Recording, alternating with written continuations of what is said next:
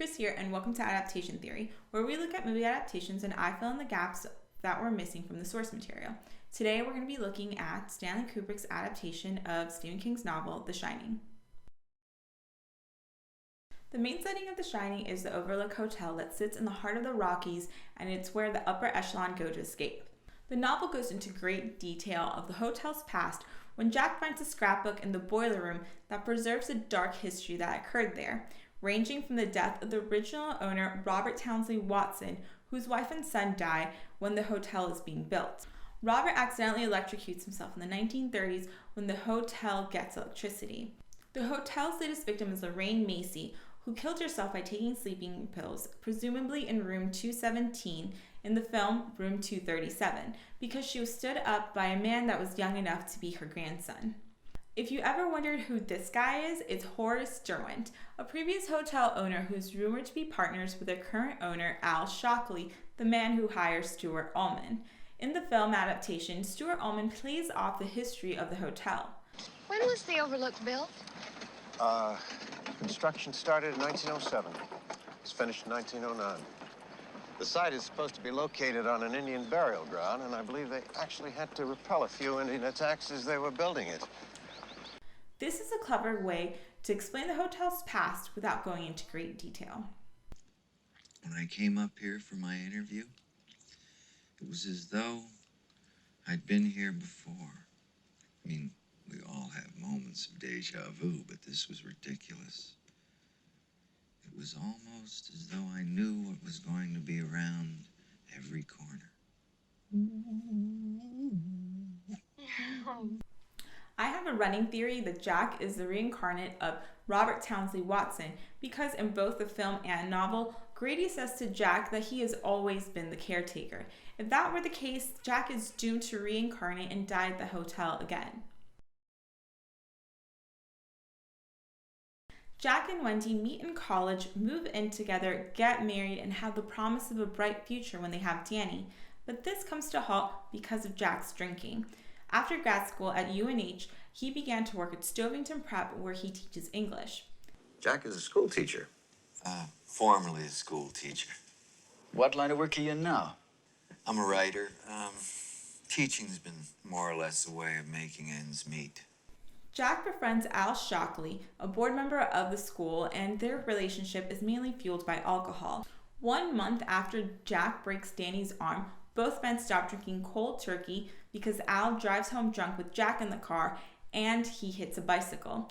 Luckily, no one was injured, but it was a real wake-up call for both of the men. Now, if you've ever asked yourself, why is Jack working at the Overlook Hotel in the first place?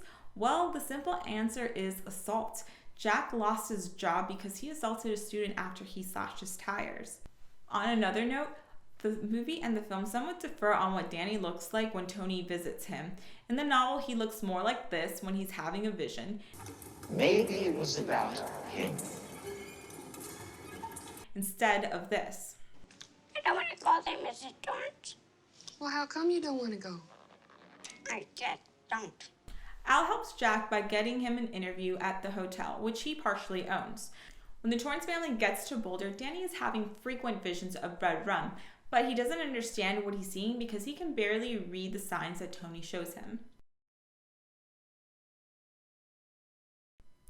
Jack meets Bill Watson, the current caretaker of the hotel, at the end of his interview. Watson would have seemed like the natural choice to be the winter caretaker. His grandfather built the hotel, he's worked there all of his life, and he knows the nooks and crannies of what it makes it work. But even he knows that there is something off about the lonely winters there. Hey, Mom. Hey, wasn't it around here that the Donner Party got snowbound? I think that was farther west in the Sierras. This is the point where the movie and the novel have a major fork in the road. The movie constantly brings up the theme of cabin fever and isolation by mentioning the Donner Party, the amount of food that is supplied to them, and the death of the Grady family. The novel, on the other hand, emphasizes the importance of the boiler room and the basement, to the point that Watson gives Jack very specific instructions on the heating of the hotel. This creates both a literal and metaphorical foreshadowing that there might be an explosion if Jack doesn't take care of his responsibilities of releasing the pressure valves throughout the day. Prior to coming to the hotel, Danny is having all sorts of crazy visions.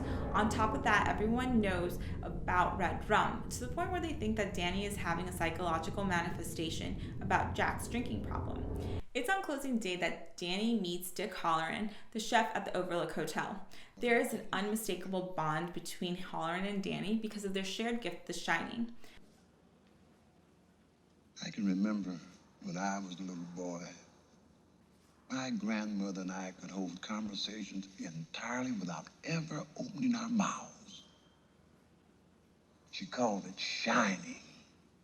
Halloran gets into an in-depth conversation with Danny and reassures Danny that nothing would be able to hurt him, and if he needed help, to call him using his shine.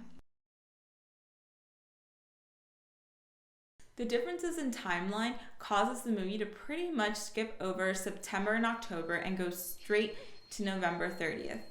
The missing time is where you see the Torrances slowly grinding at each other's nerves until cabin fever starts to set in.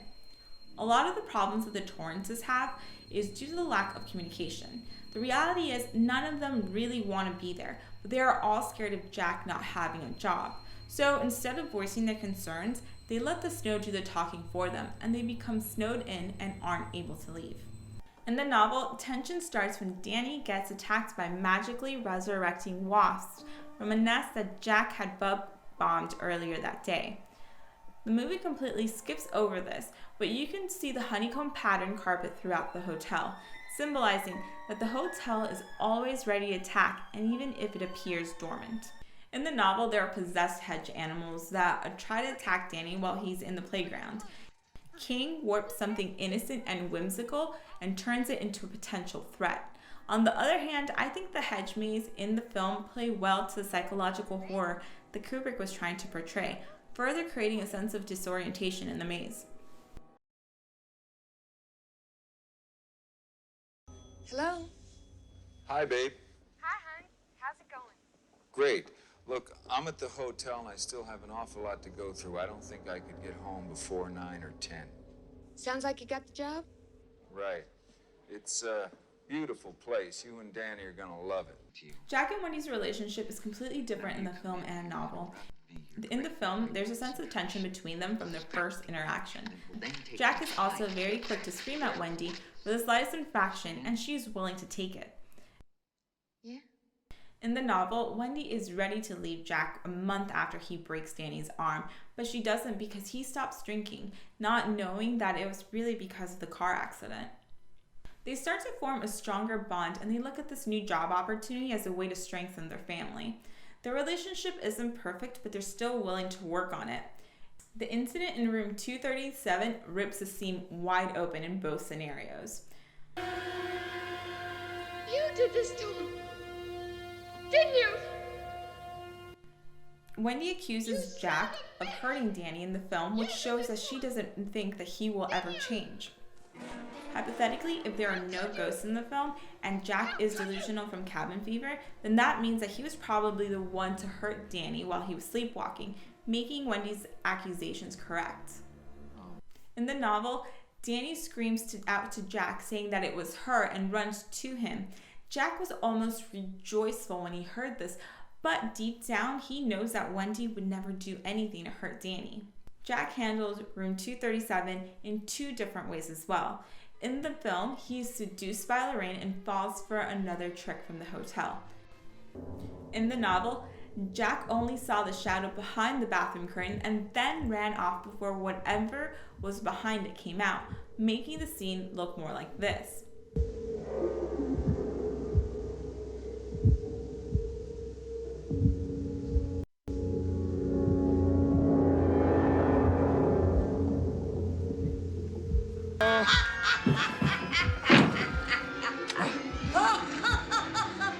Jack ultimately lies to Wendy and Danny because he is completely in denial of what he is seeing. In both the film and novel, Jack sabotages the family's line of communication and their only way out of the hotel because he is lured by the hotel's ability to give him what he wants, which is alcohol. You need to remember that Jack is an alcoholic and he is incapable of taking responsibility for his actions. Breaking Danny's arm, losing his job, his career as a writer is slipping. He has a guilt that digs deep, but he is able to breathe a little better when he has a cool drink of bourbon in his mouth. Jack is also having an internal dialogue with the hotel. He is negotiating the terms of payment with his family members' lives. God, anything for a drink. My goddamn soul. Just a glass of beer. After Danny is violated, he is reaching out to Halloran telepathically, asking for help while Jack is mentally breaking down. Kubrick condenses parts of the novels to create a more fluid direction to a story, which creates links to the source material. In the film, Halloran is the unsung hero of The Shining because of all the lengths that he goes through to help Danny. What's the big deal about getting up there today, especially in this kind of weather? Larry, just between you and me, we got a very serious problem with the people who are taking care of the place. They turned out to be completely unreliable. Ullman phoned me last night, and I'm supposed to go up there and find out if they have to be replaced.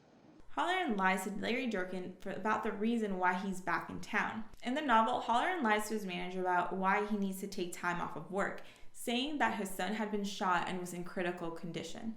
Larry Durkin is the shop owner in the novel that helps Halloran and the Torrances flee the hotel.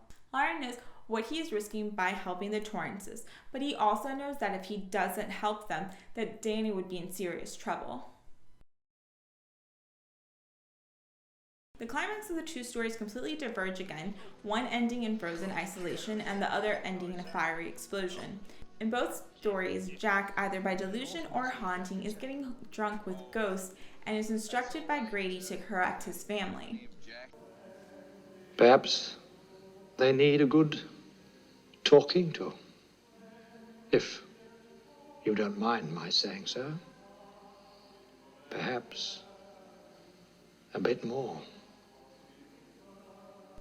In the film, Wendy is the first to strike at Jack, but in the novel, Jack actually grabs Wendy and Danny and her fight him off. They then lock Jack in the pantry as Wendy contemplates her next steps. I think that Kubrick drew inspiration from Wendy from the novel on the way that Jack dies, because she prefers to go higher up into the mountain and freeze to death than let her soul stay in the hotel for eternity. In their second altercation, Kubrick holds back the violence that was in the novel, preferring the psychological suspense of Jack chasing Wendy.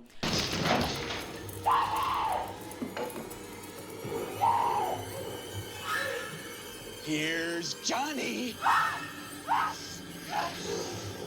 King, on the other hand, shows the brutality of what Jack's rogue mallet can do to Wendy and Halloran.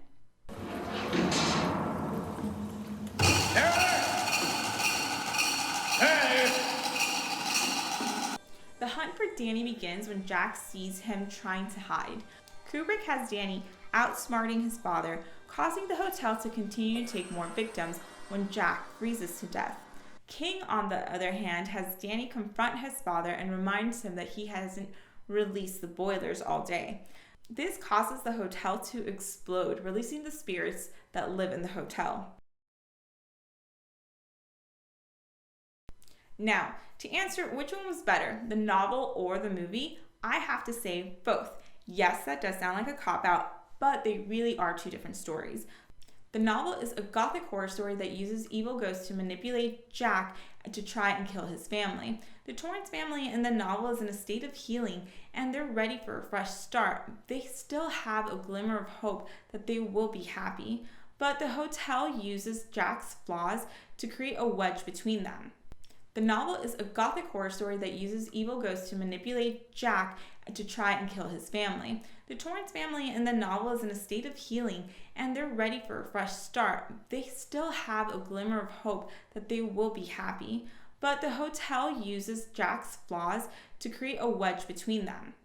The family in the movie is already on edge before they even get to the hotel, sensing tension between Wendy and Jack on their car ride. This tension builds, creating delusion in Jack's mind that leads him to believe that he must kill his family. But that's just my theory. What do you guys think? Let me know in the comments below which was your favorite, the book or the novel. And also, what were your favorite parts? This one's mine. Stay away from me! Wendy, Stay away! darling, light of my life. I'm not gonna hurt you.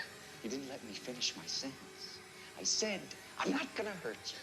I'm just gonna bash your brains in. If you guys are interested in listening to the Shining audiobook for free, check out the link in the description below. Please don't forget to like and subscribe. Thanks for watching.